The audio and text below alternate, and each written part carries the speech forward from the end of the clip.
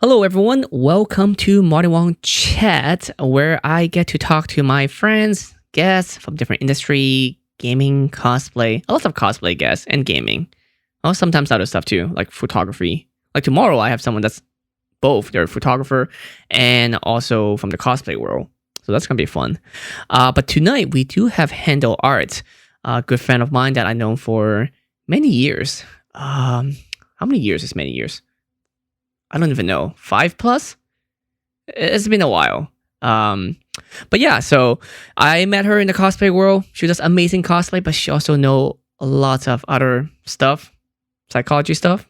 In fact, she was just talking about it earlier before this stream. So you know, I'll let her describe herself. It'd be easier that way because I really don't know exactly what she is. So, what's up, Hendo? How's it going, man? I don't even know what to. I was like, yeah, she does things and other things. Yeah. Hold on, I think I accidentally muted you. You know, Streamlab has been like very tricky for me for a while. Like I don't know, it's just maybe they need to update it or something. It's been messy for me. I don't know. I feel like it's a little weird every time. I know it's picking up my mic because I can see it. Yeah, now, no, you're fine. It's on my end. I pressed one button, I tried to increase your volume, but then it went straight to 0%. But you were a little bit quieter, but I think that's just, on your mic, and I already have it on max, so. Do you want me to make it louder? I can increase my output volume. Yeah, even though just a little bit, so people can hear you better. I'm sure when I upload this on YouTube, I'm also going to fix your volume a bit anyway. Is this better? It's about the same, I think. Oh. What mic are you using? Like 60 to 80. What mic are you using? Yeti, Bluetooth, blue Yeti, blue thing. I think the pain is that like with all the mic, I learned that because it took me a while to learn this process. I have to like speak into a mic like this, like very close. I can bring it close. You don't have to, but I'm just How far is this mic? You look like you have it like in a different room. It's about an arm's length away from me. This is much better too. It's actually a little bit better. Ooh, yeah. Okay. Hello. Welcome. Hello. How do you keep up with your hair currently? Are you actually doing like, do you have to dye your own hair or are you just letting it grow out? My hair was silver, but now it's purple because that blends with the roots better. It's a little bit coming out, but that's okay. Dude, I saw Yaya Han with her hair, which are growing out of her roots. It looks amazing. Like the gradients actually look really good. Yeah. What color is her hair? Purple as well. Yeah. Purple? Yeah. So. It like blends with the roots better, that color. But the front, you can see the silver coming through because it's like the oiliest part of your hair. Yeah. No, I used to dye my hair, but I don't think I can ever get to what you have. It'll take you could if you Sammy, my lady, my fairy. Everyone has a person, and yeah, I don't know.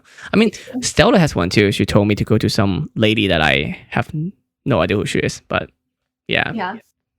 She's great. She specializes in like Asian hair. Ooh.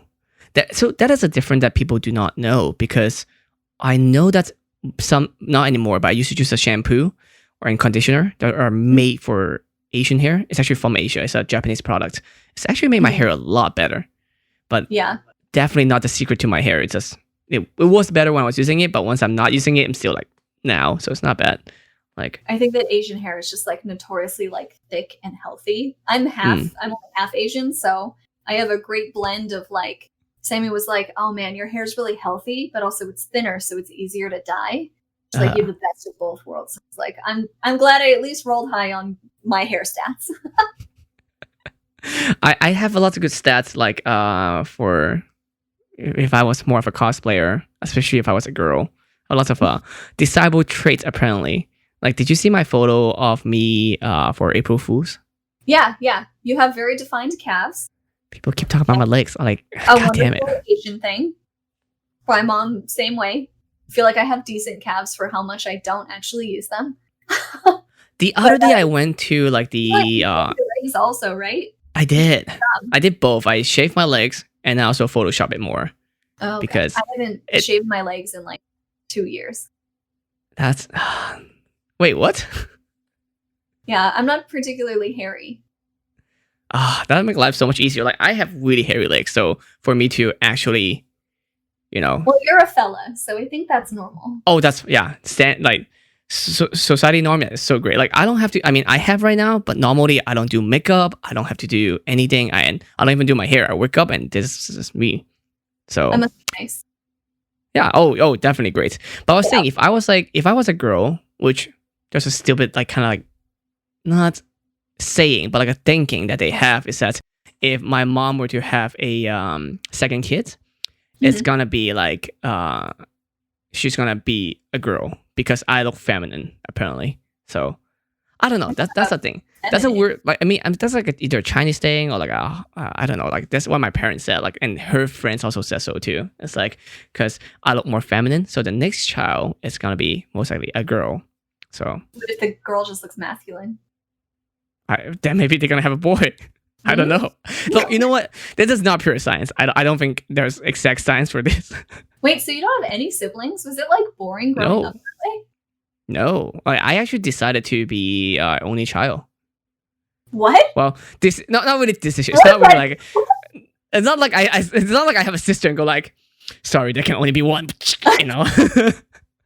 But no, like because my parents actually asked me when I was younger if I want any younger brother or sister, and I was like, nah, because I get to travel with my parents. I have all the toys, you know, I have everything all to myself. I'm like, I did the math, like, if I have a little brother and sister, I have to share everything. I'm like, nah, I'm good on that. You don't like sharing? Wow. No. I mean, now I do, but back then, no. Sharing is, as a kid, I'm more selfish as a kid, you know? It's like, I want everything to myself. you ever, Naturally like- so. Do you wish you had a sibling though? Now that you're growing older? up, yeah, kind of. But, you know, it's okay. I just find other people and adopt them as siblings. That's also fair. I know a lot of like only kids that do that. I always wanted an older brother, but I got a younger sister. Some bullshit. Oh shit! Wait, am I allowed to swear? Oh, it's okay. Yeah, my stream and my podcast is labeled as explicit anyway. Oh, okay, sweet. Yeah. Never mind then. Sorry. So normally I don't like when I stream normally, I naturally just censor myself like completely. I'm just used to it because Smart. like I was in RA, so everything have to be very PC, have to be very just non-cussing. Everything has to be politically correct and very diverse. It was man. IRAs fucking swore all up and down that stuff. I feel like that's the easiest way to stop a fight.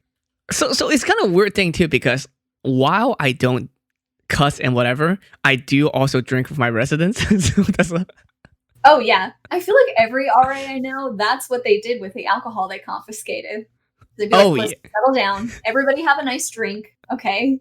It's gonna be fine. This is not that serious." I feel like right? I walk in and do like I feel like those like bad cops back in days. Like, it'd be a shame if someone were to shut down this party. If only there's some liquor in my mouth to soothe that idea. Did you ever like dorm with like roommates? Yeah, like my first year I had like I mean as an RA or as a As like first a year. regular, unless you RA'd your first year. Oh no, which you can't. Yeah. The first year I was I had a roommate that was a high school friend of mine. So Mhm. we went to the same college. We're like, hey, want to roommate together? And we did. Oh, that's cool. Yeah, that was So you- fun. Knew your roommate going in. That's cool. You Yeah. can shoot. Yes, I mean it's good. Also, it's only 1 year. I feel like if I do it for more than 1 year, I would hate him. But Oh, not there's anything wrong with him, but I feel like I would be sick of him just because it's in the same room, you know, like same house, not a problem. But I feel like same room, Yeah. it's very Dorm in general, I don't think I could have done for more than the 1 year that I did it. yeah, just No, I need space. like yeah, exactly. Like I'm an extrovert, so I always go out anyway. But when I do need my space, I guess I should have a little bit of my space. So that's Yeah. why being an RA was not easy because I had to go to school, which is my full-time job as a student, and then I come back from school from class. I am still working because I'm an RA. So Yeah. it does feel like nonstop working 24/7, which it was. I could get that. Well, So I that think was sometimes with, stressful. like those small spaces, I don't know that it's always like you can have an issue with the space, but you can also have an issue with like the control. So Mhm. even as an extrovert, like maybe sometimes the small space, it's just like Mhm. you just can't like control what's going on. Because I had 2 roommates when I dormed, and one was in ROTC. She was in the Navy. So she Mm. like woke up at 5 every day. Her whole side of the room was fucking perfect. And then my other roommate who lived on the bunk above me. So there's 3 people in one room? That's crazy. Huh? 3 people in one room? The school was really, really impacted. What? So she was from Santa Barbara though, and her shit was everywhere. She like never took care of anything. I think she grew up with a maid, so like the two of them were like always fighting. And a lot of it, I think, really had less to do with the tiny space and more to do with like them wanting to like control the other one. And you, on the other hand, just like having popcorn, just go like, They like never saw me. I don't know what they thought of me because I worked graveyard shifts all the time when I was in school. So I would go to class, sleep between classes, and go to work at night. So whenever they came back during the day, I was just like dead ass asleep. And I sleep like a rock. And then like, I don't think they ever noticed that I was gone at night because both of them were in sorority. So they were out a lot of the time. I think they probably just thought I was like a lazy slacker. Like a stone. She just sleep all day. But at least you're not part of the drama, so that's good. Yeah. No, like true.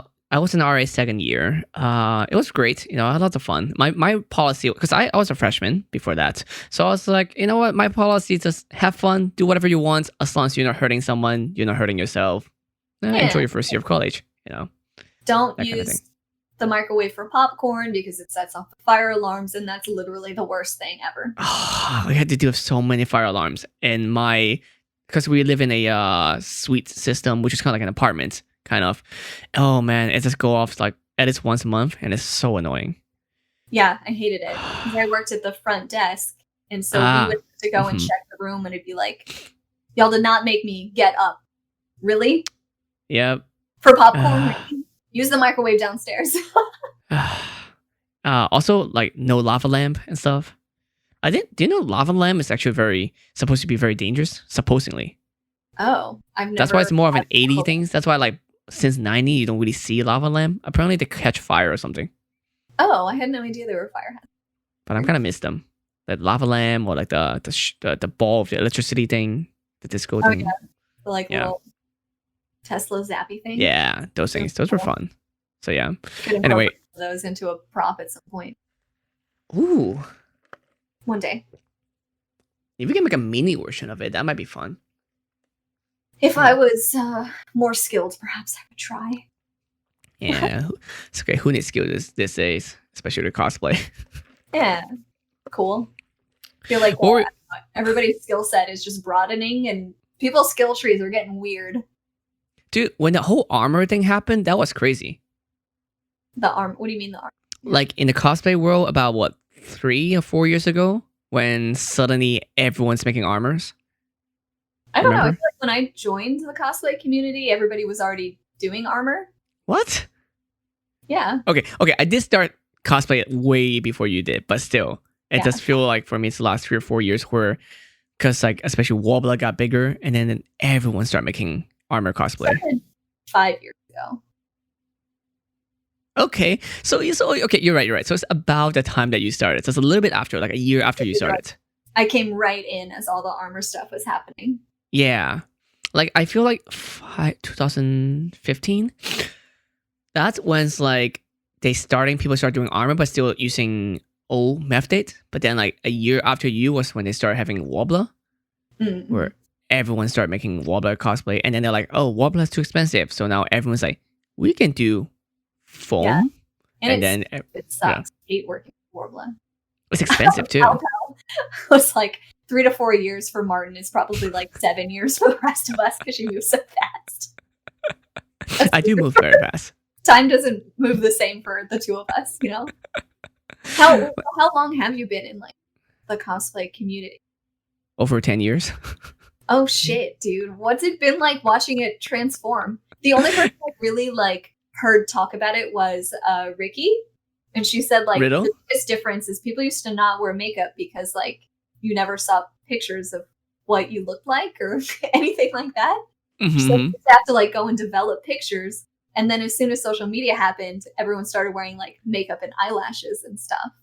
So right before I came in, there was I got started along with social media. We're in the very beginning of social media, so I get to ride along with that. But I have talked with people even before me about how that works. Is that with Yaya Han, also Anna Fisher, like photographer, cosplayer. Back in the days when, as you said, like there's no digital camera as well, so people actually do photo shoot. They take photos, and then they might or might not get their photos back. Again, there's no social media, so there's not really. Maybe email is the best, but even email wasn't that big, so people have to write their name and phone number and address on a piece of paper to collect those pictures, and then the photographer go home and then develop them and then make X number of copy for each person. Let's say you do group photos and there's 4 of you, they have to make 4 copies and mail it to those 4 people. So that is how it was back in the days. Yeah, I just picture it being like a bit more like community friend hangout base. Oh yeah. I don't know.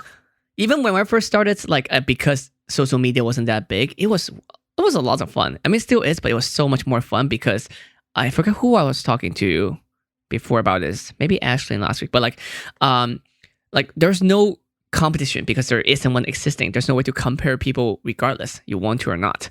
So everyone was just a bunch of misfits in life, especially in school, just decide to have an escape. So they all go to conventions and have fun as nerds. Yeah. So, and I feel like it's changed even in like the 5 years that I've been doing it. But the first time I cosplayed, I didn't know that people were going to want to take so many pictures or that they were going to ask about social media because I didn't actually have any the first time that I cosplayed. That's how it was back then for me. There was no such thing as Instagram didn't exist. That's wild.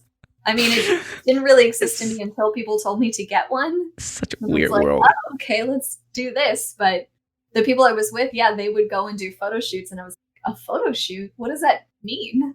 Yeah. So it was ALA in 2015 was my first con. So like, I was dressed as Ivysaur. I just followed them around to what they were doing. Which ALA was it? Was it the one at the pool? Yeah, it was when it was back when it was at the That Marriott. one is so much fun.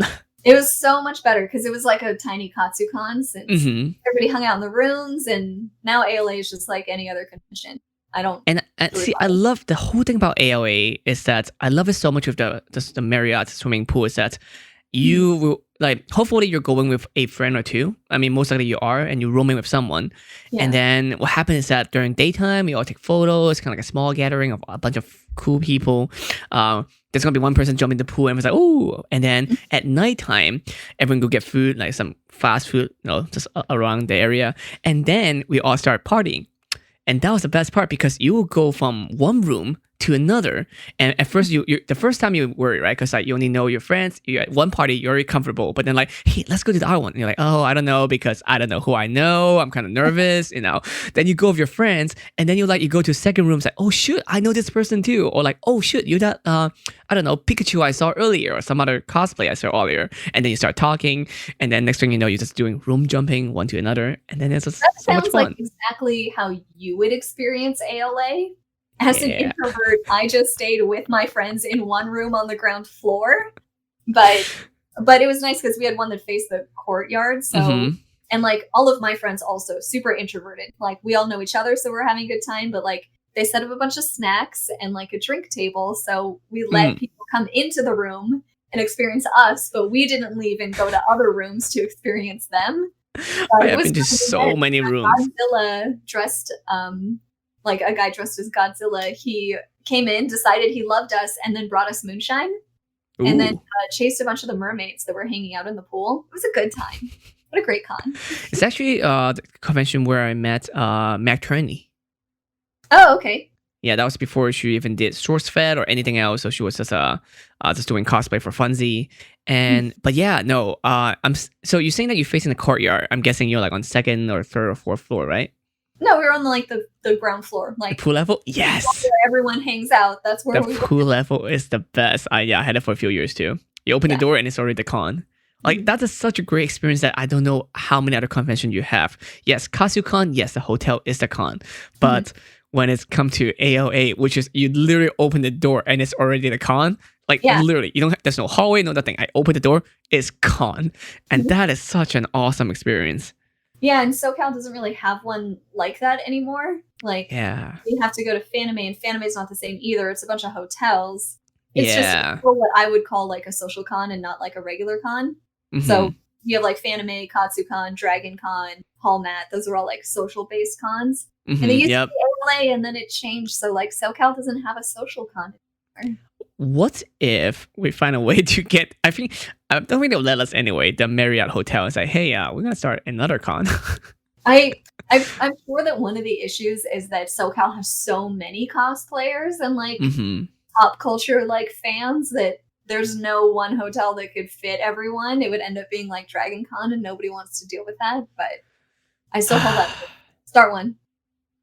Yeah, Mark we'll my figure it calendar. out. If anything, like it'll be the JW Marriott downtown, but we don't even use the convention center. Just use the hotel. I just want a hotel con. Hotel cons are always so much fun. Yeah, it's the best one. I didn't go into the convention floor of Hallmat or Dragon Con or Yeah. Fanime or ALA. There's so many cons that I'm like, yeah, I mean, Colossal Con is one of the closer one, and it's also an interesting one, I've a never special done one. one. You've never done Colossal Con? I think you would like it. I'm sure that I would. I don't think that people do Colossal Con as much now after they had their whole like uh spiral of drama, I guess. Yeah, Seems like like everyone then switched to doing YetiCon, which was another like water park type mhm. of con, I guess. Yes, a little bit.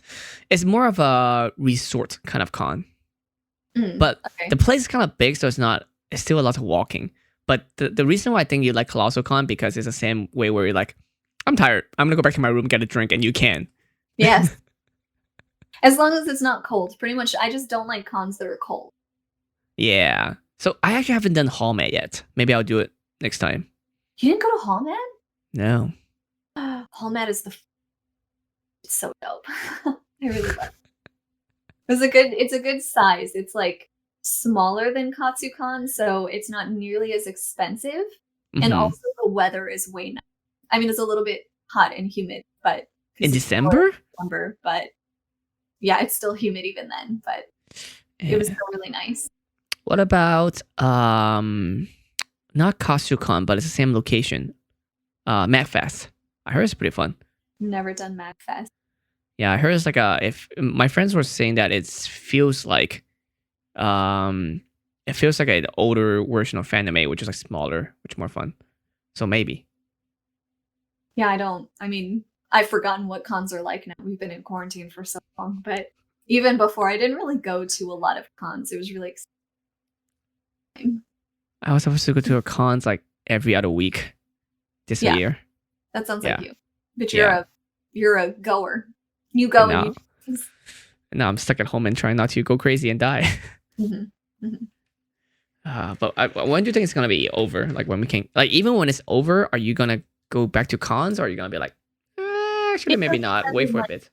it depends on what over means. Like once we hit phase 3, I'll go out and do stuff, but I don't think phase 3 means that cons are safe. Phase 4 is when like the bigger meetups of people are going to be allowed, and I feel like that's not really going to happen until there's a vaccine, which we're Hmm. making progress on, but we don't have yet. So I don't plan on taking the extra risk of going to cons until like there's a really clear like okay, you know what I Yeah, mean?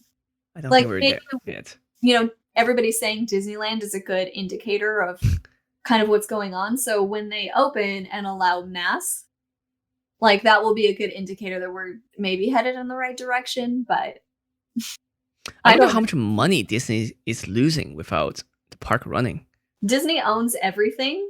I don't feel like bad for Disney for 1 second. I wish that they would pay all of their employees through this entire quarantine. They have an absurd amount of money. Oh, they do. They have enough I money feel to last for a long, long time for even yeah, without new incomes. Yeah, but I'm sure. sure they're also losing a lot. I mean, relatively, like they're still losing a huge chunk of money, even though they still have a lot. But also like what have they made on some of their Disney products and their Disney like content, Disney Plus, like Hmm. I'm sure that they are overall losing more than they expected, but I wouldn't be surprised if the end of the year some it's Disney. They own everything. Yeah, I mean, there's like other companies that actually made more money because of quarantine. There's stuff like I'm guessing Zoom might be making more money. Just a Uh, little bit, probably. yeah. With I heard Hendo actually. for sure. So I actually hear about. I forgot who I heard this from, but I think OnlyFans actually is making more money as well because everyone's consuming content at home. Yeah, well, and more creators are on the platform now too, I think. Yeah, like They're exponential. Same for Twitch. what? Same for Twitch. There's like a huge increase of like viewers. Oh yeah, there would have to be. Like everybody's home and watching stuff live. I have way more viewers now than I did before. And I don't think that's Yeah. just like growing and stream more consistently. I think people are just home more. Like I, watch and have do something to you have a back. schedule? Do you have a streaming schedule? I do now. Yeah. I do Monday, Wednesday, Friday.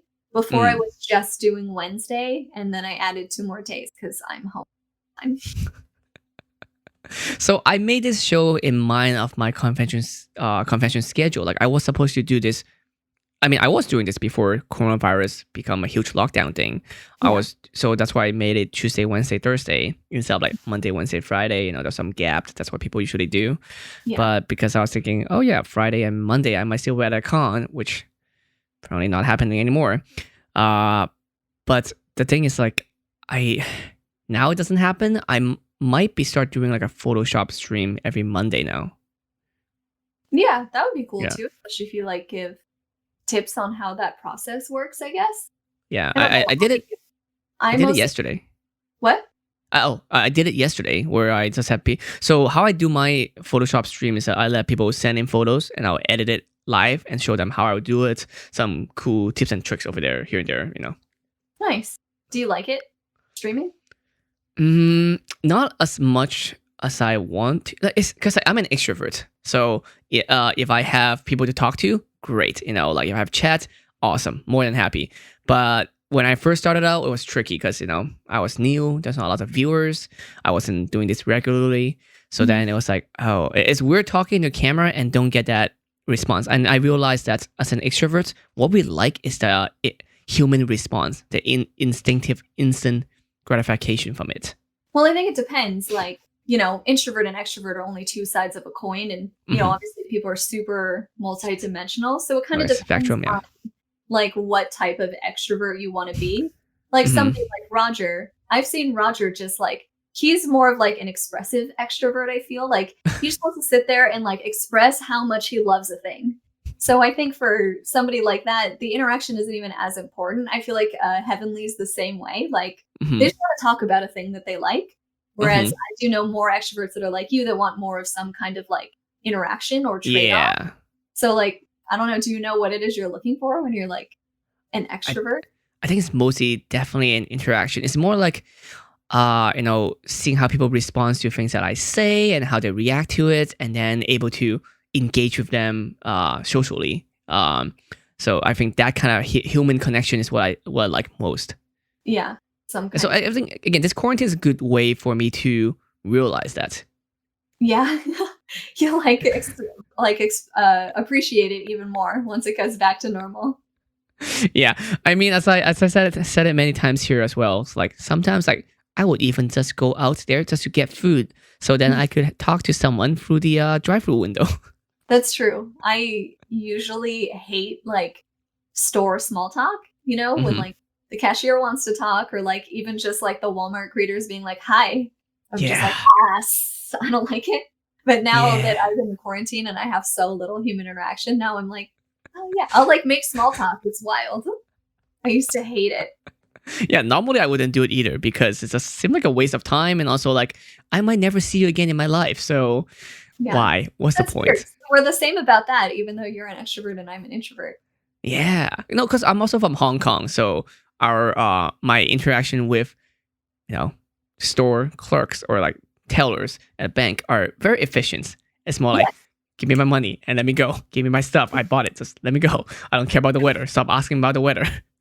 I love that about like Asian culture in general. Yeah, it's funny because like when I do it at the store, I don't feel like they're doing me a service when they're being nice and entertaining. when they're talking to me about my small talk about the weather and stuff. I feel like it's more I'm doing them a favor, which is weird, which is not. I know we're both just like they thinking they're doing me a favor, but I'm thinking I'm doing them a favor because I don't care about it either. I kind of get the vibe though, like even just boothing at a con that's like slower. The few people that do come by, I'm like, please stay here and talk to me because time moves faster this way. So maybe I should think about it like more from that perspective and like help their day go on a little faster. Yeah.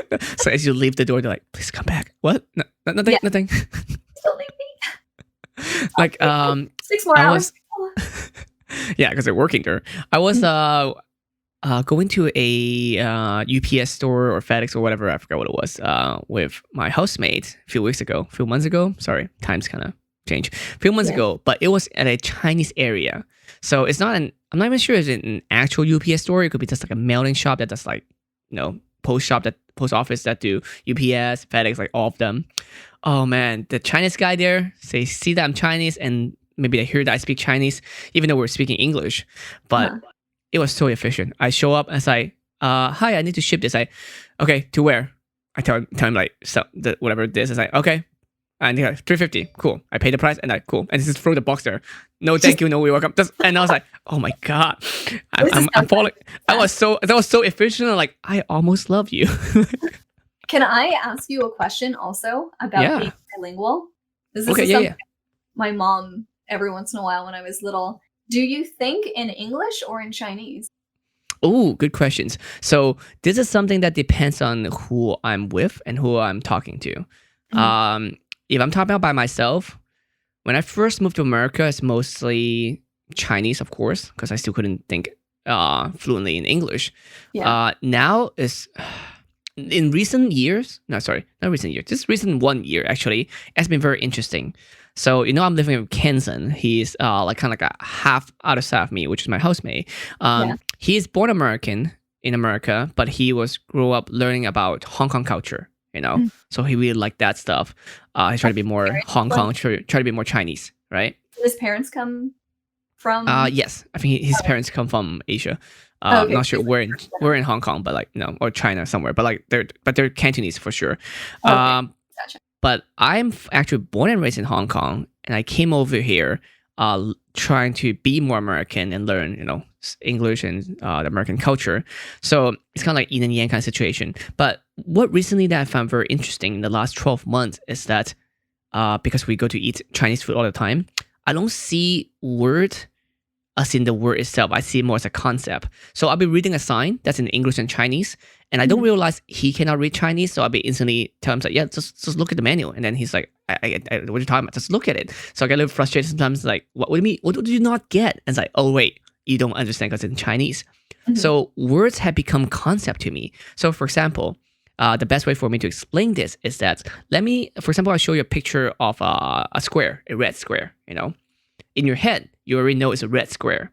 And then if someone asks you, it's like, can you spell that? It's like, yeah, sure. RED space SQUARE, red square. But it's not spelled out. It's actually a red square. Like you're seeing it image-wise. So that's kind of how it's like for me for Chinese and English now. To me, they became instant concept because I'm so fluent in both language. I can translate it into just concept ideas instead of words. Well, I guess, that might also like extrapolate to whether or not you think in words or in concepts or in pictures and things like that too. I don't know, when I asked because my mom came here, she doesn't know how old she was. She was brought here by another family, but she's been here since she was probably like a teenager. So she mostly like feels like she thinks in English, except for numbers. She said numbers she was able to think of in English. She always had to think of them in Vietnamese and then translate it to English. And that's kind of why she's not as good at math. Like, I feel like my mom's very smart, but math was always super hard for her because she was like, I just could never think of it in English. There was always like an extra translating step. So some of the stuff for me was tricky. For example, I read the first 4 Harry Potter in Chinese. Oh. So when I was reading 5, 6, 7, wait, how many are there?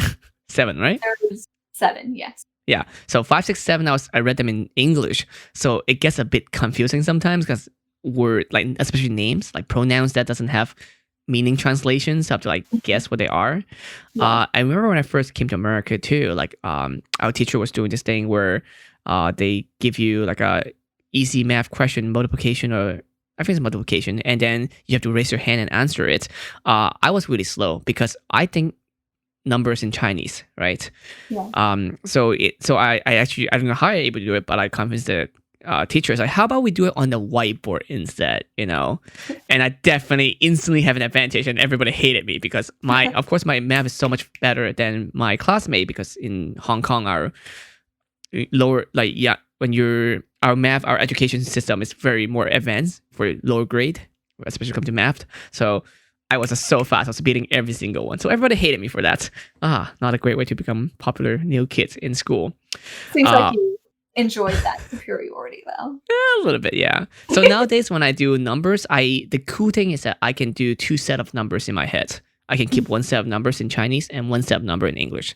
So I'm like counting something in this way. If I don't want to keep it like MRMC or whatever that thing in the calculator, which I still don't know actually what it is, but I can put that number aside in English and then do my number in Cantonese in the other language. So if I need to come back, I'll just grab it from here and bring it over here if I need it, which is pretty fun. Yeah. I just wonder what like the base is when you're not like overthinking. Yeah. So I remember, you know how when you're counting, people love to mess with you and let's say other numbers. You're counting like, and sometimes like keep saying number next to your ear, try to mess you up. It never worked on me in America because they'll be talking English. I'll be like, sure, I'll just keep it in Chinese, and I'll be fine. That's cool. You can like tune out the language. Yeah. Personality wise, it's also very different for me. My personality change when I'm thinking a different language. Oh, sorry. Hold on. I'm losing you a little bit. I can see you, but I'm not hearing you. Not at all. Did something happen? I know you lag out for half a second and then. Hello. All right. How about this? Let me disconnect the call and then let's. Every time I have this issue in Discord, it'll just like, if it stutters, it just can't figure it out again. We always have to disconnect and reconnect.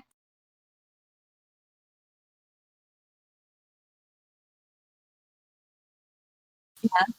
I do like every Wednesday we do like a Wednesday wine night meeting. So we all get and we hang out on Discord. So we fucking understand every issue that Discord has. It's the word. No, it's with Discord specifically.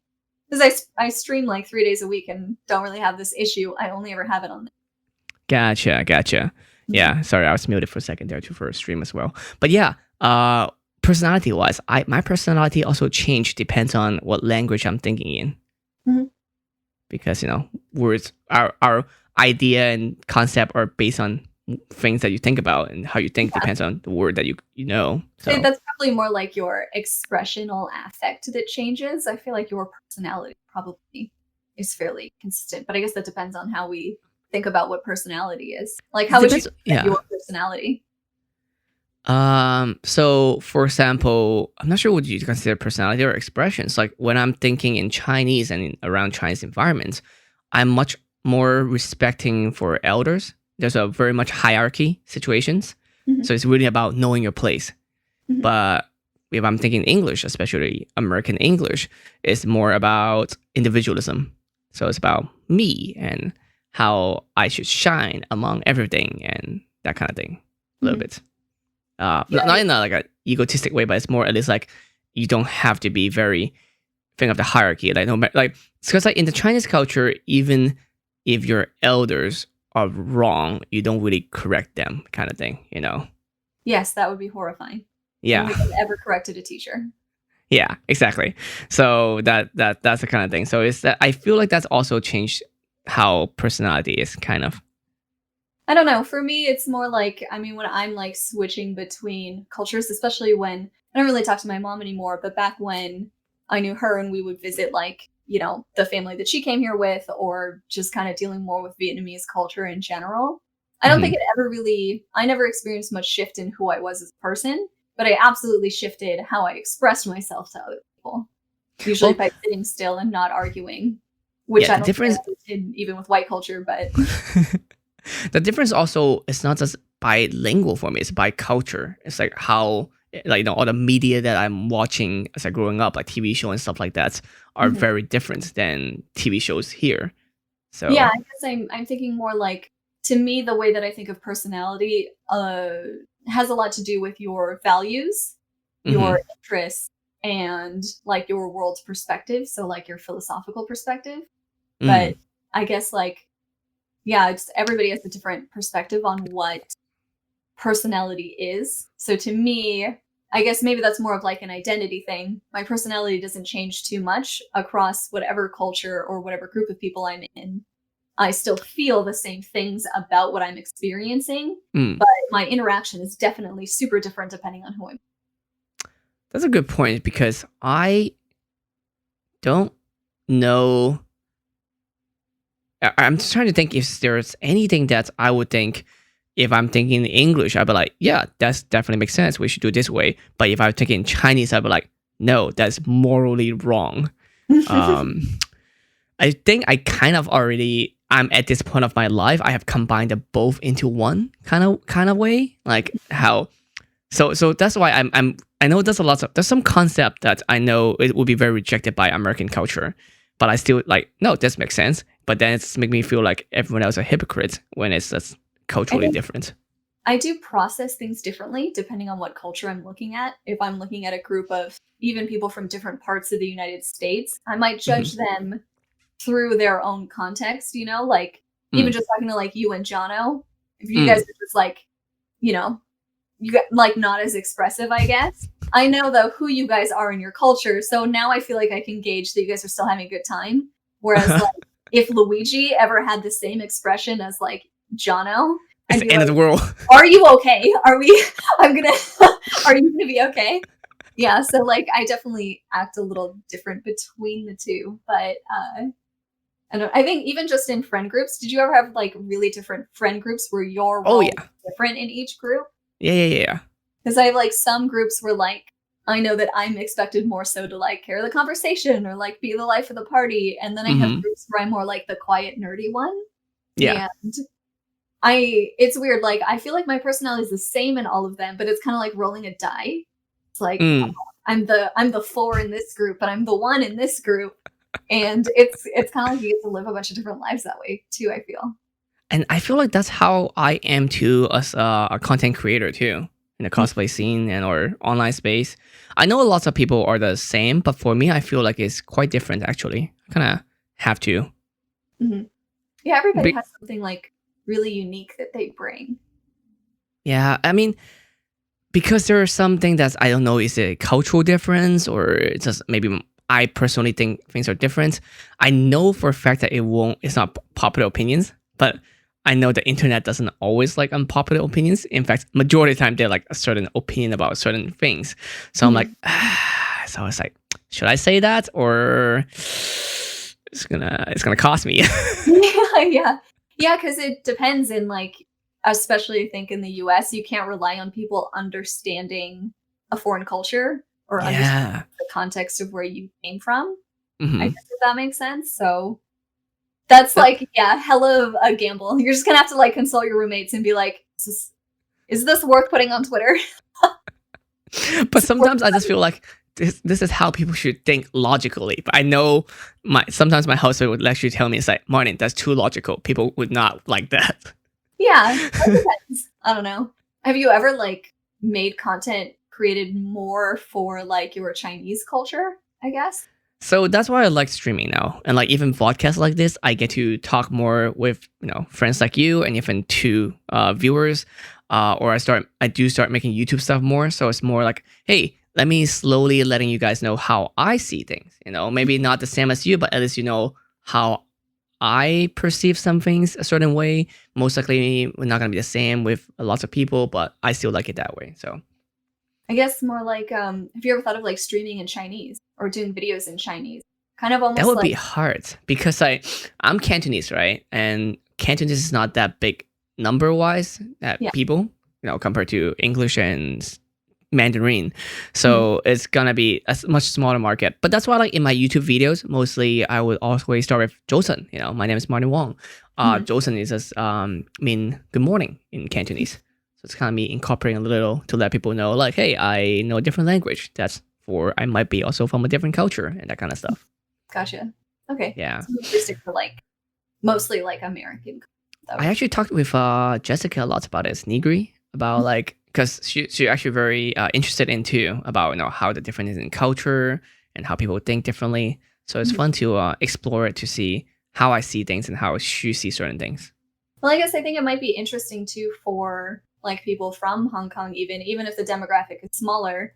There's this guy I follow on Facebook who is living in Japan, but he does these really short videos in English saying some Japanese words and describing some of the culture. But, he's living in Japan, not doing videos for people in Japan or in Japanese. He's like kind of bringing it back. And I feel like you could probably do something similar for people over there. I'm sure the market's not as big. All the social media companies are very English based. But like maybe we'll do the same thing. Like, look at America. Look at these people talking to me in the store for no reason. They just want to talk. Susan here is very bored, I feel like that do much better in the other way around because, like, as you said, like the market is so small. I feel like in Hong Kong, like this gonna sound stupid, but I would be considered a very big influencer if I go by number wise because that's how small people population is. Yeah, that's what I mean though. Like even though that market isn't big, you could have like almost all of it. Yeah, take it all. Yeah, you have the whole thing though. It's kind of like you should shoot for like the green properties and like Park Place and the blue ones, but I'm over here like, but I own Baltic Avenue and I own that early. You have the money to pay me rent. You passed go. Like I feel like you could do both kind of, and I don't know. I feel like I would be so interested to see a version of your content that's for Chinese viewers. Maybe I'll do both. Like I'll do one that's specifically for Cantonese speaker to show English stuff, and do one that's like all English but like talk about like Cantonese stuff.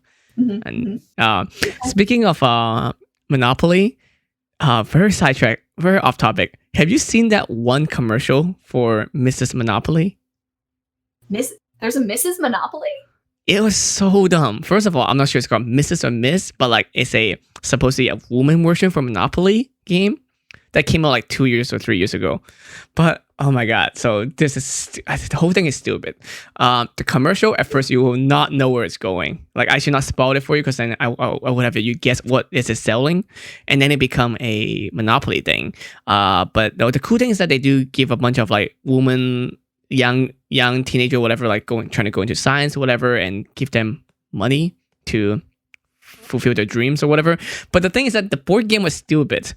They made it so that every time you pass go, I think the women get more money than men. That's weird. I guess I never thought of like Monopoly as inherently male anyway.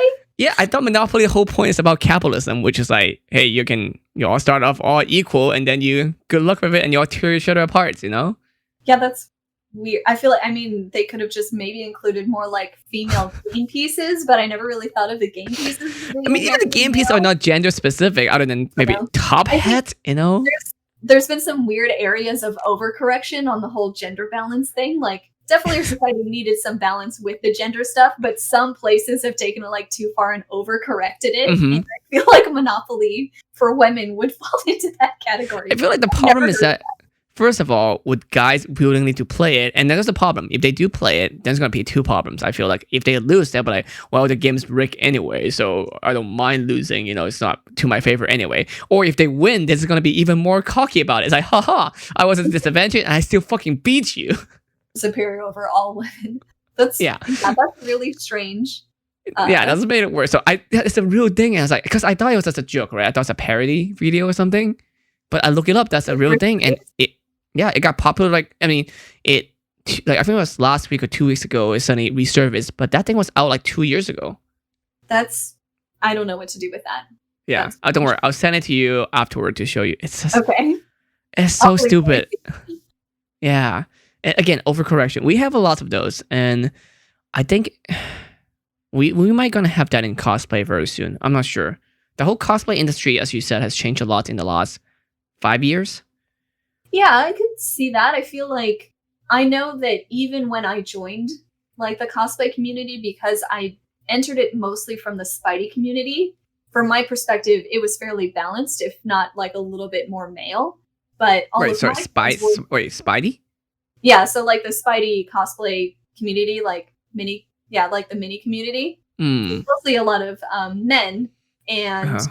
most of my friends that I made in cosplay were like, especially from the Disney community, which is mostly female. Mm. So it's a weird perspective that I especially early on mostly followed a lot of male cosplayers, but there aren't very many of them. No, like even popular wise, there's not lots of them. No, Yeah, and a lot of the ones that I used to follow don't really cosplay much anymore.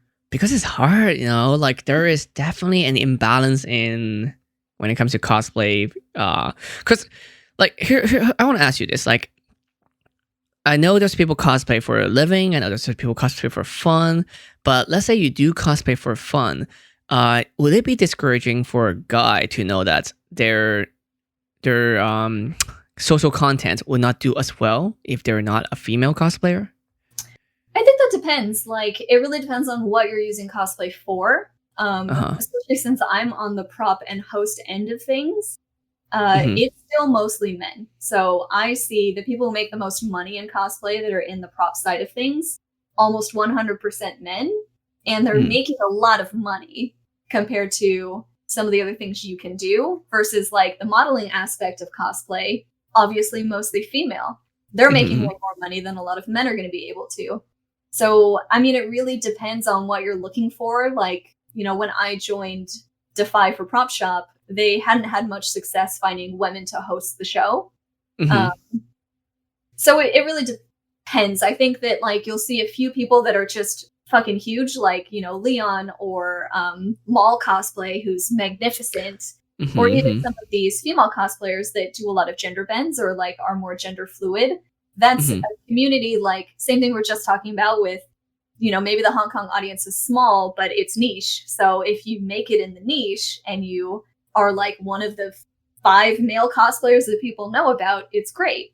But it can be hard to break through, I think, especially if you try and do what women do. If that makes Yeah, like I said this many times too. I got lucky. I started cosplay photography many years ago sense. before it got to this size right now, and I got into it right along with social media as well. And I know if I start today or even 5 years ago, I would never able to catch up with what I have now, social media following wise. Maybe So the following, yeah, yeah. again, it's also a niche too. Like back then, it was really niche. Like that was I not do a. think, though, that you are really good at like networking. You're very efficient at explaining who you are and what you do. So I feel like you would be Mm, really successful, but probably, yeah, in like a slightly different aspect. Maybe in a similar way that, like, I also know a fair number of women that are great makers that don't have a social media following at all, but like mhm. they own like every cosplay contest they compete in and they do really good tutorials and instructional videos. But it I think it's always going to depend on what you want. If you're, a man that wants to be successful on Patreon or OnlyFans, it might be difficult to find the niche because I don't think that straight women especially consume that quite as much. But you can Correct. find men that have success in some of those areas, you know? Unless I do know friends that who I don't know what is their sexual orientation. However, they are definitely catering to gay men Yes. um, Mhm. on Patreon, and they are apparently making so much money. Yes, because you definitely can. I don't think that it's particularly wise to pretend that you're gay and gay Hmm. bait, because I don't think that's really fair to deceive your audience that way. But I do know a few creators that are gay and do have like an audience built for that. But I do think that if Hmm. you're a man going into cosplay to make money from Patreon and OnlyFans and are upset that you don't have the same success, that's really built around the fact that straight women don't consume content the same way. We Yeah, don't spend I money mean, on. there's a lots of other industry that's male dominated, so it's okay to have a few industry that is. Yeah. Uh, Well, and even then, still, the prop making and like professional side of cosplay is still mostly men. hmm. Yeah, I mean for props, why? Yeah, but I wonder if they got into props because they know modeling would not do as well for them. But yeah, most of the I don't know. I mean, I've seen some people get in just because they like making stuff, but also like Mhm. I know Leon has had great success because even though he lives overseas, Uh-huh. he's like, and same with Maul, who I think lives in Germany. Yeah, Like, I think those two are the biggest male so, cosplayer in the world yeah, currently. so few men that cosplay. Companies are flying them in, which has got to be really expensive for them because they don't have another choice. And I think a lot of people are just like already defeated about an industry anyway, but like, you gotta just go for it. Yeah. And I think also the thing is about guys, I feel like when it comes to cosplay, is that they do not. First of all, it's a both things, right? They don't get as much encouragement when it comes to cosplaying or look and stuff like that because it'll be it's not common for guys to compliment guys on appearance, and also women don't like to compliment men to get the wrong idea that they're hitting on them because of how we're socially uh, having that kind of, I guess, what was the word for it? Like expectation, you know. Yeah. So therefore, then they don't get that kind of dopamine that's like, oh yeah, this is fun. I want to do this more. Then they have less practice. Then it's just kind Yeah. of like a cycle of less and less and less. You know. I think Uh, for sure we'll see how like cosplay evolves, but especially since it's so appearance based, a lot of that culture is built around how all of these genders and orientations express attraction. mhm. And yeah, like the friendship part is an important part. Like on all of our sexy friends posts, I feel like I'll see men be like, "You're so beautiful, you look great." And then girls will be like, "Sit on my face," like, "Yes, bitch, I want to come home to you." And like we're more aggressive because Mhm. it's a different culture between all of us. And I would love to see that among men, but I don't know if that's going to happen anytime I soon. don't think so. Like earlier, I saw a friend posted about how they're bodybuilders, and even when someone builder post their progress photos of their progress, then you get a bunch of other guys like gym bros that trying to like one up him for it. I'm just like, Yeah, that's just like no. its own, I think, toxic ladder. But I also like, I don't know many men who want to be in front of a camera. All of the men I know that love these fandoms and love these characters want to shoot it. They don't want to be it. It's I weird. think it's because they don't have that same encouragement to make them feel welcome for doing it. I Maybe don't know. maybe it might also be like some societal upbringing of like you don't want to be the center of attention, or like do you really want Mhm. to put yourself up for that type of criticism, or I don't know. I know so many men, especially in this community, that are just so shy. I'm not. Maybe Yeah, you time to should get into cosplay cosplay. more. You gotta cosplay more. I should just buy costume on Amazon and just wear them and take photos. Because I got the photos part down, right? Yeah, yeah. I think it depends on the community you want to join too. Like for a lot of men that ask, how do I get involved in cosplay? I'll usually recommend either the Spider-Man community because it tends to be more heavily male, and Hmm. also everyone's really nice in that community. Or I'll And recommend also, if you don't like your face for some reason, you technically your face mostly cover anyway. exactly. I used to only wear Spider Gwen with a mask on. I Um, do have a Captain Spider-Man outfit. do it. Was it Luke's? No, it's mine. Oh, really? Dude, Um, wear it. I did it at AX like, excuse me. I did it at AX like 2 years ago. Oh, yeah. I still have like a giant shoe too, like a Captain American shoe. But Yeah, I think yeah, there, it's especially when you divide a bigger thing into smaller groups, um, mhm. it's just a little easier to find your place in them. If you go in just wanting to be a cosplayer, I think it can be harder to find your way. So Yeah. these little like niches help. And I'm a big fan of cosplaying from the fandoms that are nice. I think the Disney community is notoriously awful. Oh Um, yeah. I mean, they're like really mean. we have a lot of princesses actually act like princesses. Yeah, they're cutthroat. Like you know that part of Wreck-It Ralph where like Cinderella Yeah. like slams the glass slipper, and that's how the Disney cosplay community is. I feel probably because it's also being like seeped in from regular consumers that are just going to have a lot of opinions about how you look and what you're doing anyway. Hmm. But some like fandoms that are just always nice is like Avatar, Spider-Man, Critical Role. Like I think My Hero is becoming a little bit more toxic than it should, but being like a little bit aware of that, I think Mm. it's a lot too. Wait, how come? Well, how do people see about? I don't know enough about My Hero World. Weirdly, something that people fight about a lot in My Hero is ships. Shipping So people? Yeah, that's what I thought. like that character doesn't belong with that character, but there's also a bit of a split because My Hero is like a fairly fleshed out show, so it attracts both kids and adults. So adults Mhm. are cosplaying these like grown up versions of these characters. Have you Sometimes heard about what happened recently with what have you heard about what happened recently with Amanda? With Amanda's always getting shit for it. yeah. I don't think it's quite fair, but I think especially on TikTok, you see a lot of different kinds of content in the My Hero community, and some of it's very young and some of it's older. Hmm. So and then they fight about it, but the most intense fights I see are over these ships, which is like absurd. And My Hero, I seen a few episodes of it. Well, not really. I seen clips of it. I saw the movie. Did I see you at the movie? Yes, yeah. So we saw Yeah. the movie. Again, never seen it before that. But yeah, so to me, I just learned that it's just influencer, but it's a cross between influencer and X-Men in a Japanese world. That's it. Yeah, it's like a happy-go-lucky X, basically. Yeah. All of the quirks are exactly the same. That's exactly how they're all just influencers, That's exactly what it is. Yeah, So but it's interesting to see how it goes. I don't know. Maybe such a weird world to be. Though, so here's the thing I have talked to people about before, and I want to ask you. This is weird because, like, in many creative form, that's for sale, right? Like, let's say a movie. People can criticize film, but because cosplay is such an individual thing, it's hard to criticize it without seeming like an attack to the person. But would it be not good to improve it? Like, is it hard to improve cosplay as an industry or advance the industry of the whole cosplay itself because we're so concerned about individualism, like how each person is going to reflect themselves and anything's criticizing about them? I think it depends on these groups of people that have goals. If you go to a park and criticize the way that those people are playing basketball, Hmm. they're not trying to be pro. Like, they're out there having fun. But is there such a thing as a pro cosplayer? Huh?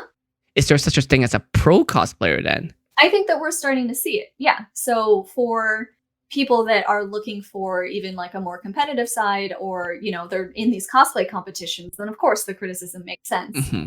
So Yes. cosplay, I think, is starting to expand and diversify that way. So I think it's absolutely okay to criticize people sometimes if that's what they want, though. If the Mm. person you're criticizing is just posting a picture of them having fun, I don't really see why you're taking the time to criticize them anyway. But if, Mhm. they posted in, like these group forums for like, oh, this is how my gesture is going so far. What do you think? What can I improve on? And it's clear that they're trying to up their game As or become more Mhm. professional. That's an appropriate time for it. But So I, yeah, I think that if in order for cosplay industry to advance to the next level, I think it has to be competition, like good competitions. Like I seen yeah, having actually a competitive scene. We have for gaming, we have the esports scenes. For many things, also have a professional. That's the separation between professional and amateur, or people who's doing for funsy hobbyists. I think is that we need, but it's hard to have a legit, like an official cosplay competition because you have NBA for basketball, you have all that stuff for other sports. But yeah, well, there are some really good ones. I feel like the WCS, E2 World Championship one, TwitchCon, and BlizzCon are probably three of the biggest ones. But Mhm. it'll be interesting to see whether Twitch goes this route of kind of the way that like some of that athletic pro, I don't know what to call it, professional quality is. Like, Mhm. there's cosplay and then there's pro cosplayers. Or if it'll be more like acting, where it just diversifies into specific subsects. So, right, you have theater Mhm. actors, you have movie actors, you have TV actors, you have porn actors, you have like Mhm. what acting is really, really diversified. So you might find people who are cosplaying more from an aspect of like photos versus like acting on TikTok versus like hosting shows and stuff. Like, that's what Now I'm I want to do like an annual show, like a not even a show, but at least like have an academy kind of situation where we have like judge people annually, instead of just per competition, or like Yeah. even like how like video game awards kind of thing where it's like oh game of the year is like they can have different categories. I think that an award show would probably do a lot more than upping all of the competitions, I guess, because competitions don't attract many people from the community, whereas awards have a better opportunity to just pick people out. I think once Yeah. actors started to have these awards that distinguish these accomplishments, that is really what set apart some of this professional. Now I want to start it.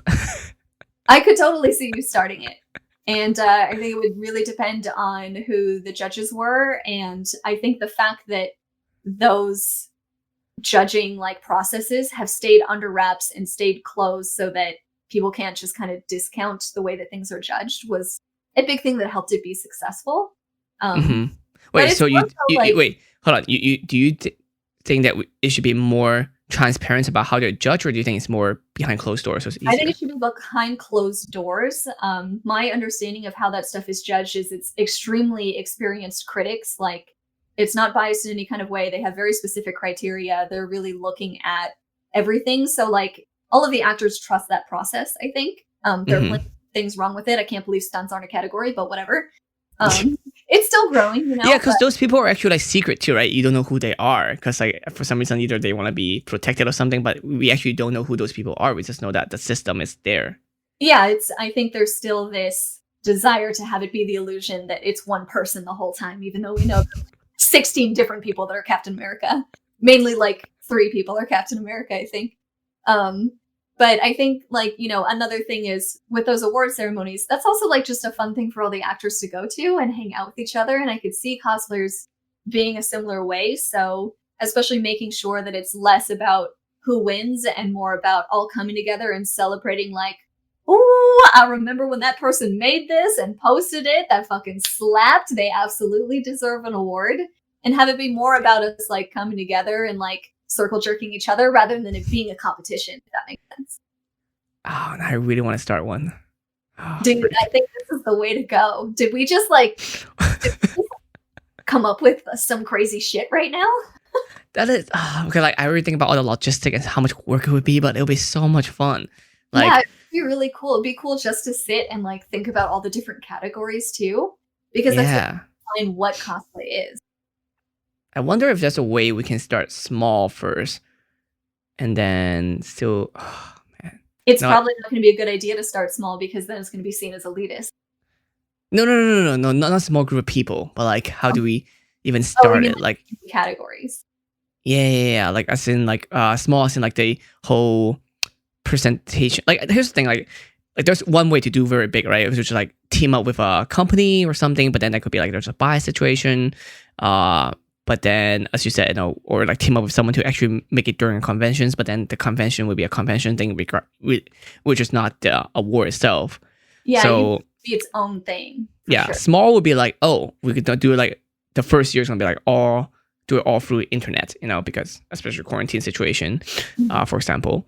But you know what? Me and you should talk about more about this later too. To like, We should, dude. We should do a thing should because that would be so cool. And like, to me, the hardest part about competitions is like I see so many fucking awesome people do stuff that do not want to compete. They don't oh want yeah, to there's compete. so many. Yeah. They don't want to be pitted against anyone else. They just want to make a thing and enjoy it. And being able to commend those people would be really cool. So do they get nominated, or how would that work? I think a nomination system would be really cool. Obviously, that's how all of these acting awards work also. Some things I think are a given where it's like, this person was amazing. Of course they're going to be nominated. And I think you would kind of need that because our pool is obviously very big. Yeah, that's a problem. There's like thousands and thousands of cosplayers. Then you'd be like, how you can be like, yeah, because I don't want to like forget some people and not have some people in it. So nomination have to work that way. But And I think it would be good to have like a few categories and limit it to either North America or the US, but then have some foreign categories.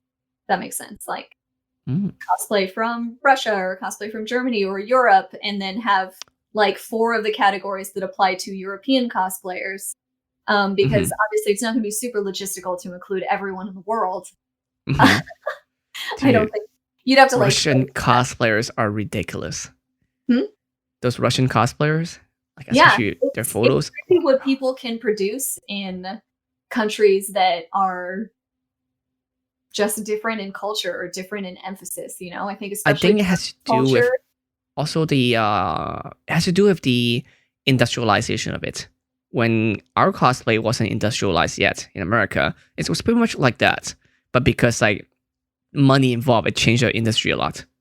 Sort of, yeah. I think some of it has to do with education. I think a lot of the amazing German cosplays I've seen have been very engineering based, and they get a Hmm. much better system of education than we do. Trying to explain Hmm. a simple LED circuit to Americans is hard because most haven't really had a physics class. Have you seen Yeah. Svetlana like tutorials? Like I Yes, sometimes I just feel like you just do this and add a few LED lights and do a few programming and you're done. I'm like, wait, I feel like you skipped like 15 steps. steps missing. So like you come from a different system of education. And like It's like that one where it's like draw a circle, then draw the rest of the owl. It's like, wait, hold on, what? yeah, it's like a beautiful portrait. I think with Russia too, they have such a unique history of art that some of the Mhm. ways that they shoot and express their art, like like so many of those Russian pictures have like that beautiful like Renaissance aesthetic. Mhm. And like they have a different artistic culture. America's a baby. We don't know what we're doing. It's just a bunch of like I feel like childish cartoon garbage that Every I time, look for, and I every time I also look at the Russia one, every time I see a pictures and I look at it, I'm like, Russian. I look at the tag, yeah, Russian. love Russian. It's yeah, they definitely have a style. Like I know each region of the world because I actually look at lots of cosplay photos, and even my Discord is full of photographers from all around the world, so I can tell by the regional style of Mhm. where they kind of from. And also like here's the thing, I feel like for Russia, it has to do with a lot of connections. Like you have connections so you can get to some location that we don't have. Mhm. Also, America only have what 300, 400 years of history, so there's not a lot of like ancient buildings. There's no castle. In Well, Europe, I see a lot of cosplayers just like, let's just go to a castle. Or like, what do you mean just go to a castle? It's like, yeah, let's just go to a castle and do a shoot. yeah. No, we don't have that. I mean, my friend Irene was also saying like they have studios everywhere. Art studios are super common in Russia. Russia obviously has its own Mhm. political discord and its own like cultural problems, but like Is she was still like, stuck in America? yeah, she's still in America. We're that's a separate thing, but yeah, like she was like it's everywhere. People are encouraged to make art and it's very very cheap. So like it's weird that Americans think this is so fancy because to us, like, this is a very shitty studio that's down the road and it's kind of everywhere, And I was like, I mean, we just don't. It's like a Taco Bell. The same way. Yeah, exactly. It's like a McDonald's studio. But we don't have that same emphasis on art. I think that a lot of American cosplay and content creation is very much centered around personalities and influence. Mhm. Yeah, and that's a very American kind of cultural thing. Yeah, So, and there's some aspects of that I like too. Like I love interacting with people. So mhm. it's a little more personal and conversational that way. But I also wish that I had learned more about art and science so that I'd be better at cosplay. Now I'm thinking about like what we actually learn in our educational system.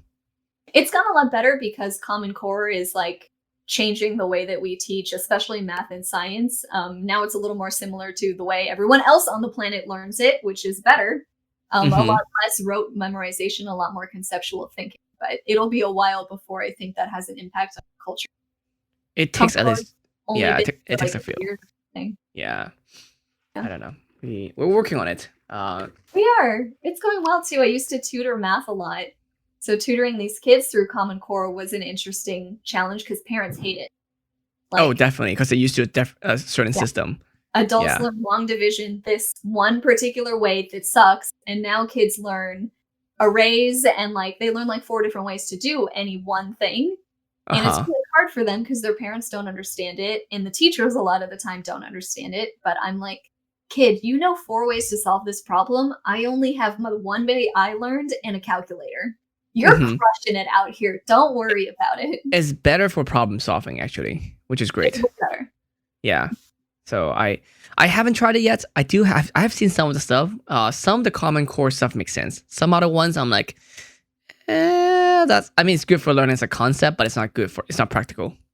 It depends. Like what Common Core is supposed to do is give you all of the tools and let you pick the one that works for you. You do have to Mhm. learn all the tools, but they don't make you forever That's to good. do every single way. It's like whichever way clicks for your brain. That's good because I feel like that should be the way. So, I mean, especially us more on the art side, it's like making a cosplay or me editing photos. Yeah. There's no one way for it to work. Like Yeah. there's many ways to approach a problem and get your LED lights working. And half time it's not supposed to. I mean, that's like coding, right? Like there's certain times that you're like, this is not working. I don't know why. Or like, this is working. I don't know why. Yeah, I don't know why I like doing it this way, but this is what works for me. That's even worse. Yeah. What about, are you working on any new projects? I don't know what I'm doing. I'm like, I feel like a lot of people my age trying to figure out what to do with my life. So I have small projects I'm working on, like I'm working on Dark Magician Girl, and I'm working on this whole Is your staff behind you? That is the staff behind me, yeah. Yeah. I'm working on like a potion series for D&D, but I'm also still here figuring out what to do with my career goals as a content creator because it's such a new field. Mm-hmm. And there's so many ways to take it, and internet trends change like every few months. So it's hard to like, take a direction, and I really like everything. So I have small projects, but big project wise, I'm still not sure. I'm having midlife crisis every year already. Yeah, likewise. I'm sorry if you can hear the fireworks. Oh, wait, why do they say, why? I live in a city where fireworks are legal, and I usually hear a couple every night. My cat doesn't even flinch anymore. She's just asleep in the corner. That should not be a common thing. It's like, what is going on? Just firework, Kind of wish it wasn't, but... Unless you live near Disney. How are people living near Disney? Is it annoying for them? I don't know. In Whittier, I was a long ways from Disneyland, but man, that carries. It's kind of nice because then you know what time it is. Like, I feel like it's like a Big Bang. I mean, the clock, but then instead of a clock, it's like, firework. It's 9 p.m. Cool. How about you? Do you have any like big projects you're working on? Well, apparently there's a cosplay award show I have to work on now. Oh, you should come aboard to help me on that. That's a big one. Hell yeah. But I'm doing this vodcasting, of course. Modern Wong chat is a big thing. I'm actually was talking to Nathan right before this. I might need to restructure it so then they all go on a separate YouTube channel.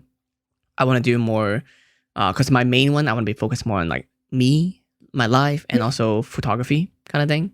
So it'd be strange to put a lot of this on this. So I'm structuring that a little bit. But as a content creator, I'm really confused. I got my start with cosplay. As a content creator, as an influencer. I know we hate the word influencer, but on the business side, that's how they see us. And that's exactly what we do. We influence people's decision about buying or knowing things. So I understand it. I don't hate it. I understand it. So I don't know where I am. I'm in a weird spot because unlike cosplayer, I am not a person that know in front of the camera. So people don't really know me for me. And most photographers are hidden. Weirdly enough, I feel like I am only the few cosplay photographer out there where people know me as a photographer and they know how I look like. Especially I use my own name. Really helpful. Everyone should do that. I don't know why they don't. Because it's just guys just don't like being in front of the camera. They don't like being looked at. That's why they're not cosplayers, but they should, because then we recognize. Yeah. So it's weird. So right now I'm starting this streaming too as well. I'm streaming more often. So I don't know what I am. Like even explaining to people what I am is already confusing enough. So I need to find a way to rebrand. It's like our careers, especially as like freelance content creators, change the same way that we do. So, if 10 years ago cosplay is what you're into, because when you're younger, also like you're more drawn to the things you do. It's like tangible stuff. It's like I like going to concerts and I like going to conventions and I like dressing up. But as you get older and it starts to become more about your identity and who you are, you kind of want your career to develop with you or find ways to like incorporate it. Mm-hmm. So I've seen you diversify all the ways you kind of express what you're doing and like open up a little more. And I think that's like a move. I think that's a good way to go about it. Because like I still have that struggle, right? Every few weeks, I'm like, maybe I should go back to a desk job, like a 9 to 5. But then I remember how much I hated it. And like, I'm so happy creating stuff. I'm definitely not making as much money. I'm definitely do not have more free time. Like I always tell people, being a content creator is not an easy way out. In fact, it is the harder way in. Yeah. So you just trade off your pros and cons. Like I miss the routine and the reliability of a 9 to 5 and the paycheck. It felt a lot less reliant on me. But and weekends are actually weekends. Yeah. But I'm much happier doing what I like. So I don't know. But we're Like gonna I figure mean, it out, man. yeah, well, hopefully we'll make it work. Like if Yeah. there's a way I can combine the two, then maybe it'll make more sense. I guess with streaming, we have more of a schedule structure now, so it's kind of feel more like, oh, I'm having a regular thing, but Mhm. it's not a regular paycheck. It's just a regular Yeah. work thing, but Yeah. still like have a some type of structure. So maybe that's again, we are seeing trend change very differently, especially with COVID-19 is going on. That is restructuring the whole world very differently. Mhm. So maybe we'll discover a new thing, but I definitely do not have the answer yet. Mm-mm. No, So. it's weird. I feel like one of the things that people don't think about, especially as we create content online for a long time, is that some people age out of platforms and Mhm. other types of content consumption. Are you And making TikToks? I've started to make a couple. It's just a lot of work. So video content in general is hard. Here's the thing. Like I was seeing all this TikTok, and I'm like, now I remember why those kids are doing it so well and do so many of them because they don't have to pay bills. They don't have to pay rent. They sit at Yeah. home, they stand in front of that natural light, and they got Hmm. time. But I mean, You know how much more creative you are? At least I feel like we're so much more creative when there's no stress and when there's no concern of like, yeah, I could be doing that. I could do all this fun stuff, but I need to work on this so I can pay my bills every single yeah, week, every single month. So I like if I don't have to pay any bills, free food every day, I'll be so creative. You don't even know yeah. I don't because know. I had that.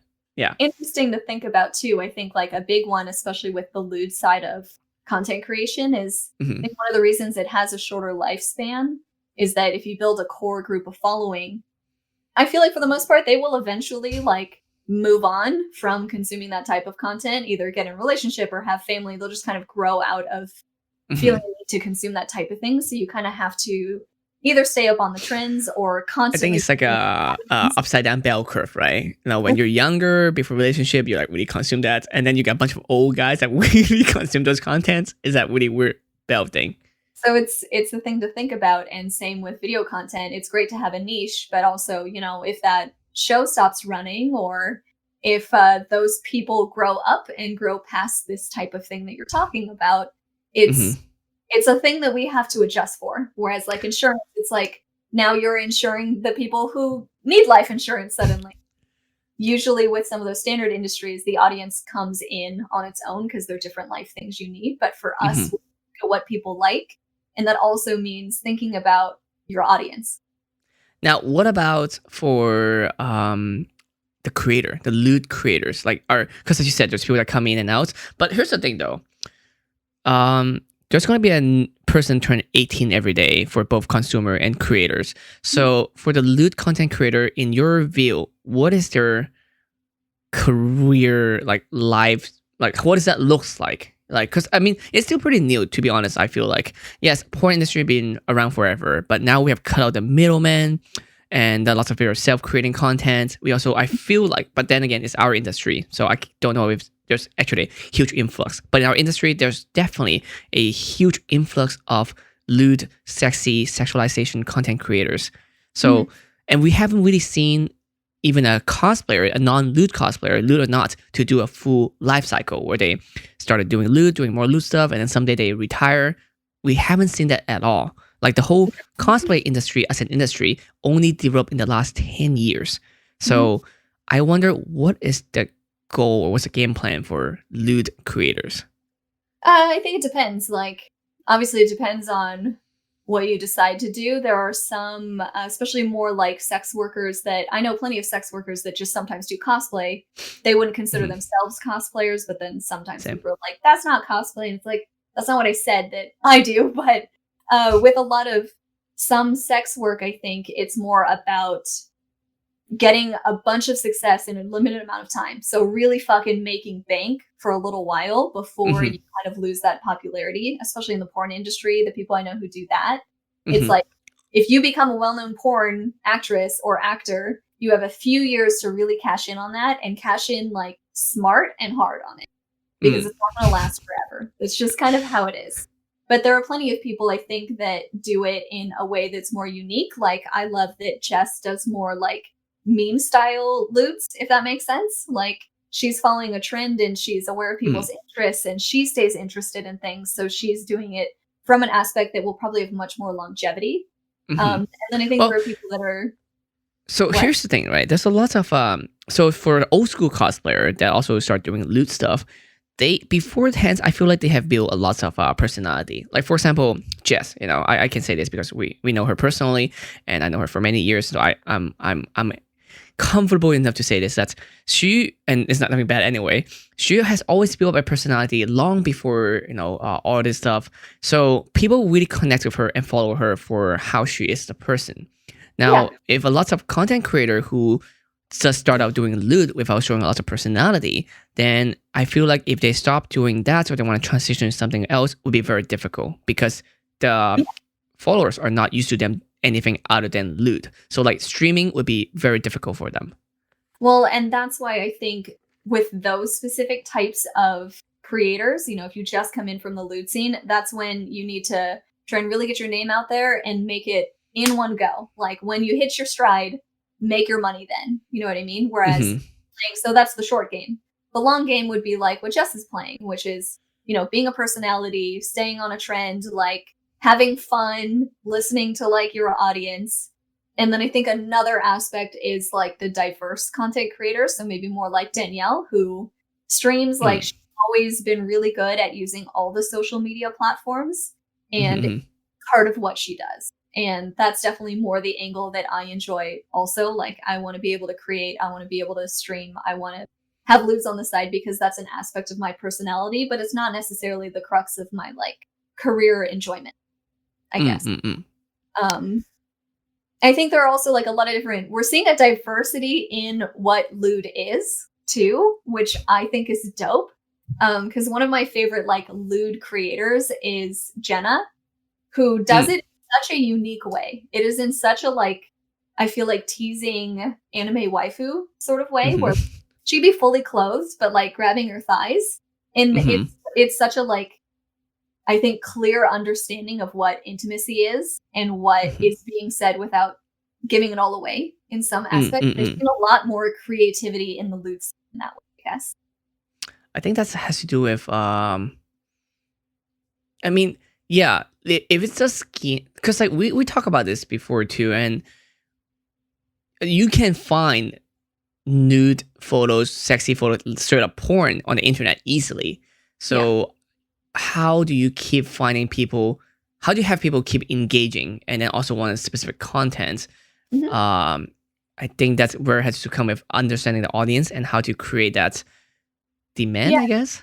Understanding a niche also, things like the, financial like I feel like the findom stuff. Has been really interesting. And so has, I've never really been particularly attracted to this particular fetish, but little and big. Little and big is a popular one too. And if you look at little like lewd content, it doesn't seem lewd at all. Like it's usually that cute little like kind of babyish outfits, but it is very much lewd to their audience, and the people who are doing it well really understand that. Dude, findom is such an interesting thing. Like, man, it takes really specific type of like a personality to do it. Yeah, it takes a really specific set of circumstances, especially like generally having a good chunk of money. But it's hard. Like I feel like even some people that I know are super attractive were not able to do it because it's just like it feels so weird. It's the same thing as like telling an introvert to go like, hey, go say hi to a random stranger. Like it just make them like, ugh. Yeah. But it's, I don't know. I mean, the lewd side of things is as diverse as anything else, I guess. And understanding especially what you want and how you want to be interacted with is an important part of that. So long game. Do you think cosplay gonna get more lewd from this point on, so it's gonna be like more diversified, or gonna be like what is this gonna be like? Where do you see the cosplay industry going? I think that it's going to diversify. Like I'm always going to think of it in a similar way as the acting field. So I think you're just going to see it get really diverse. So it's going to be people focus on cons, people focus on TikTok, people focus on YouTube, people focus on lewds, people focus on like epic modeling. I think that we're going to see it become so big that it diversifies into smaller subsects that people talk about more so. But I don't know. Actually, earlier I was thinking too, like, if we do it cosplay award show kind of thing. I feel like something about TikTok would be an interesting part too. Like I don't know what it is, but it has to do with like video content. Also Disney. Have you heard that like they got a new CEO? TikTok got a new CEO from Disney. Yeah, that was like, I just don't understand if they were poached from Disney or not, because people keep being like, oh, now TikTok's going to be like really Disney friendly. It's like, No, unless they have a deal with Disney, I don't see how that's going to happen. no, It's they don't even have. It's not really a deal with Disney. It's more like they stole a guy from them. yeah, exactly. So I was like, I feel like if anything, Disney's going to be fucking pissed, but Yeah, but I don't know. yeah. So I I tried don't it. know. I don't know as much about TikTok yet. Like, I really only stand the cosplay like transformation video stuff. I'm afraid that I don't get it. Besides the like really really technical part of it, No, but I yeah, had many I'm talks excited with them. to see where cosplay ends up and like all of the ways that we talk about different roles in it, I guess. I feel like maybe in another 5 years or 10, hopefully 5, I can I really write at least. sure. I should write a book about it. Yeah, I think it'll be more than that. I don't know. Like Patreon forever changed the face of cosplay by giving creators a way to make money on their own easily. Mhm. And, you know, with OnlyFans, I can't imagine what's next. Probably a video format of both of those things. I think the next way is gonna be more on personalized content creations. So like really brand. So cosplay is always about you. Most of the time, it's about people cosplaying into a character, right? So I feel like the next stage is gonna be people creating a character themselves, and yeah, that's like a lot of OCs. yeah, kind of. So, for example, in the streaming world, right, originally we see lots of people playing games and stuff like that, but in the last recent years, it's become more popular. Is that like people create a certain character, like Doctor Disrespect or something like that, which is someone playing as a character that's playing games. Yeah. So I would even say Jess is a type of that kind of personality and creation. She created Jessica Negri as a look, as opposed like even in most cases, you see Jess cosplay as Jess cosplaying a character instead of like completely looks like. I think that has like a little more to do with how she's developed her brand than like Mhm. creating a character like Dr. Disrespect. I could totally see a lot more of. Oh yeah, that. no, I'm not saying she's exactly like that, but I'm just saying that could, but that is going to closer think- to what it is. Might be the next stage. Yeah, I think Dr. Disrespect is a great example. It's kind of like the Hatsune Miku, just like somebody created Mhm. an influencer, and there's an influencer behind that, but like But it's yeah. also its own separate thing. So Dr. Disrespect can like just fucking go home at the end of the day. Yeah. Which is like nice. I do think also OC content is becoming really popular because TikTok kids love that shit. OC demons, OC elves, OC pirates, like people coming up with their own concepts for stuff is really cool. But I guess I'm thinking more of like because all of that stuff will kind of dither out eventually if there isn't a way to make an income from it and build a career or a life around it. So trying to think of what is next after Patreon and OnlyFans, I feel like a monetized video platform. Because with that, what I'm thinking is that then they can sell different type of merch, right? Because print was something that people were really popular about it at that point. But then the next thing is about that kind of personality created characters. Then they can start selling personalized merch. And we already see some of them already, like stickers and stuff like that.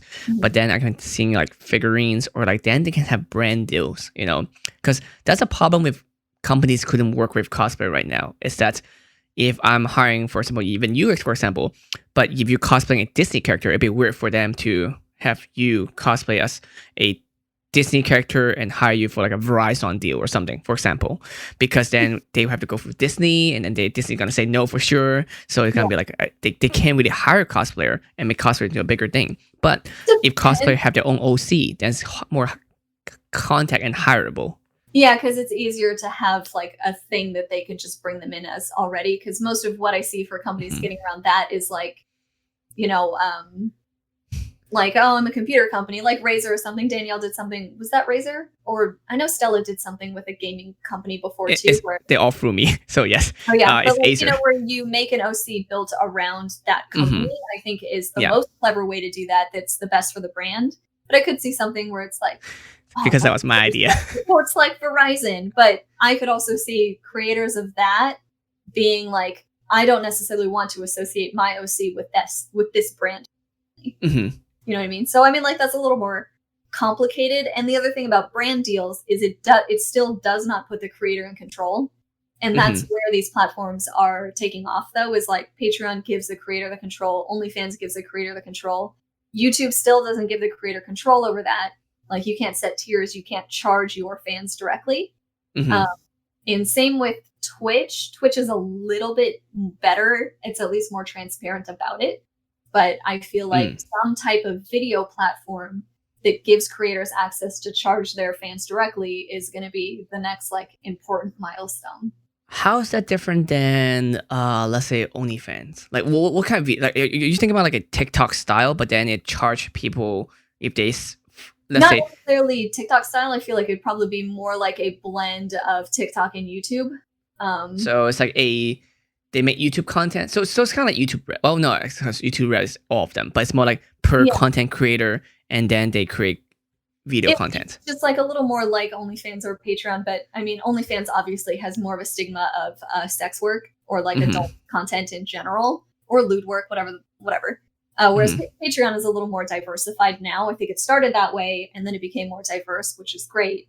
But video is a difficult thing to consume in the same way, especially off of your mobile device. But TikTok is built around using other types of audio. The audio like system of that is difficult. So literally doing something that's just creators having complete control over videos that they charge like their fans to see, I think would be a big addition to the community. It might be the only thing that takes down things like YouTube and TikTok. I feel like YouTube need to try to jump on it while they can, but then it might be a weird platform. They do have a subscription option. They have YouTube Red. I don't think that most people know about it and don't like using it. Because they're so used to YouTube being a free platform, it makes them feel weird about... Because like we used to... Because other companies, let's say, they come out already as a subscription format. So Disney Plus or Hulu and... Well, not Hulu, but Disney Plus and Netflix, you know. You used to paying monthly and then you see all the contents on it. So it'll be weird for someone who's like regular on YouTube. It's like, I'm going to pay for something I'm used to for free. That like, even though or better content and like maybe more, but it doesn't, not used to that. I think that's where YouTube's vulnerable, is that it's free. As if a company comes along and gives video creators the opportunity to do something like Patreon, YouTube has already built up these creators as their own huge empires. If that creator leaves to a platform where they can make their own money more directly, YouTube's kind of screwed. I wonder if they can, because like Ninja, I feel like is having a problem going from Twitch to Mixer. That's because it's still not a platform where he's making. It's still with another brand. But even it's good for him. It's just not good for Mixer. That's all. I feel like he got the better end of the deal there. I think that YouTube would be fine, but it's something that would change the face of YouTube, I think, substantially. Yeah.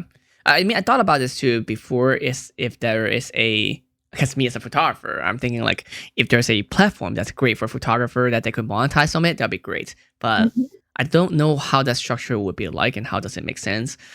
Because YouTube, at least you watch ad, like a 5-second ad before a video, makes sense. But photos, I don't see that's a certain way, other than if people start making the photos has to be at least 5 photos and one of them going to be an ad in the middle. That's the only way I can see it working, but still. I think especially because the photography process on its own already has a professional place.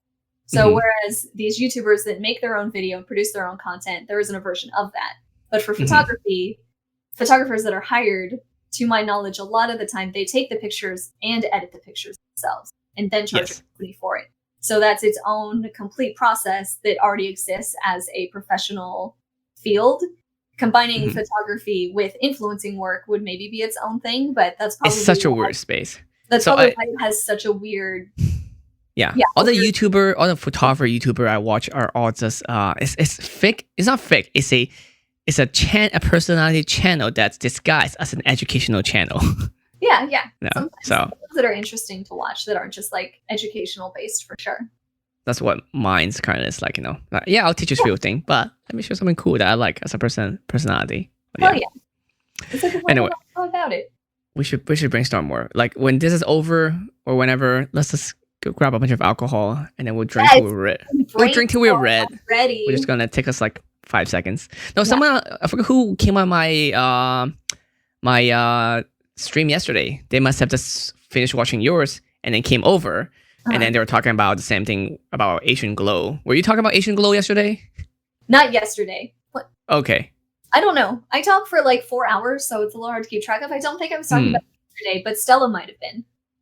Oh, Stella had too, because like on Friday we were playing League and we were drinking while playing League on stream. Oh, gotcha. Okay. Yeah, but no, I shared the story yesterday too about how we got really drunk at KasuCon once because we tried Pepsi. Oh yeah, I told so many people don't know that about Pepsi. I'm like, let me tell you about me, David Martin, trying out Pepsi. So many people don't even know about Asian Glow, which is weird. Yeah. I feel like I haven't tell people that. A lot of people didn't know I was half Asian, especially when my hair was white. Now that my hair is purple, everyone suddenly can tell that I'm Asian, and I was like, that's kind of weird. Because you have the Asian stereotype, the color hair. I mean, unless it's your full hair, but you have one strip, you'll fit the Hollywood type. Always like this shade of purple too, like one streak of like purple hair. Yeah, like Big Hero, even Lego.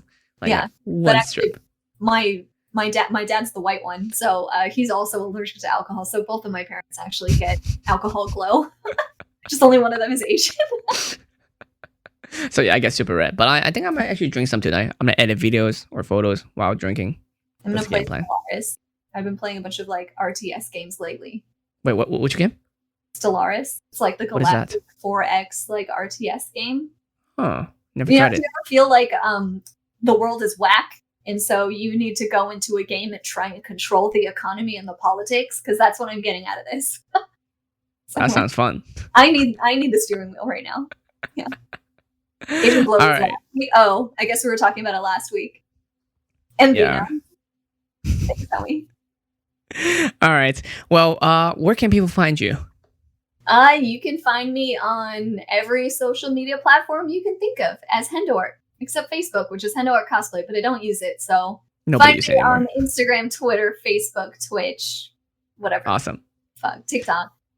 Is it also HendoArt on TikTok? Yes. The only place where I also have my lewd persona on Instagram and OnlyFans is Ludo Art, because I'm becoming more family friendly. I'm trying to get away with as much as I can as an adult woman. Such a strange world. Like, did I tell you I think I did, right? How I pissed off Reagan on purpose with the whole... What'd you do? The TikTok thing? No, the TikTok thing. Oh, what'd you do? Oh, what? Wait, what? No, because she was trying to grow her TikTok. I'm sure it's much bigger than mine, but like she was trying to grow her TikTok like last year. She was saying that, so she was just starting out, right? So just sharing this fun story. I hope she's not watching, but I'm sure. I mean, she knows this already, but sharing it would be funny too. But I was she was saying that she wanted to get, trying to grow more in TikTok. It's like, okay, cool. So I went to TikTok and talked to them so I can get myself verified. Oh, yeah. So, so a month later, I was like, hey, Reagan, I got something to show you. Then she was so mad. A check mark. That is so fucked up. How dare you? That is such a Martin Wong thing to do, though. What a flex, I know. Just like when you went up on that whiteboard and did the math better than all the American kids. Yeah, I did it because I can, not because I wanted to. It's like, I don't want it, but you want it, I'm taking it. Just flexing. I love it. All right. Well, thank you so much, everyone, for watching. And of course, Hendo, thanks for joining. You can, again, watch this on YouTube. Actually, this is going to change very fast because I might do it tonight. I'm going to have a separate channel for my Martin Wong chat stuff.